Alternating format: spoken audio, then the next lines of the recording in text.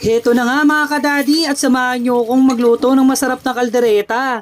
Ganito po ang pagluluto ko ng version ng kalderetang manok. At lalo na mga kadadi at sasamahan pa ng mainit na kanin. At ang sausawan nito ay patis at lalagyan mo ng sili. Ay nako, mapapaubos po kayo ng kanin nito. At tara, samahan nyo akong magluto ng kalderetang manok. Ganito lang po ang una kong ginawa mga kadadi. Nugasan ko lang po ang manok natin nabili sa palengke. Hindi ko na po pinachop-chop yan mga kadadi para po mahirapan ako sa pagluluto ng ating kaldereta. Dito nga pala mga kadadi ay nagyak na ako ng sangkalan natin. Gagamitan nga po natin ng magandang kutsilyo yan mga kadading nabili natin sa TikTok. Pumunta lang po kayo sa TikTok account ko at makikita na po nyo ang link doon at makakabili po kayo ng mas mura at mas maganda.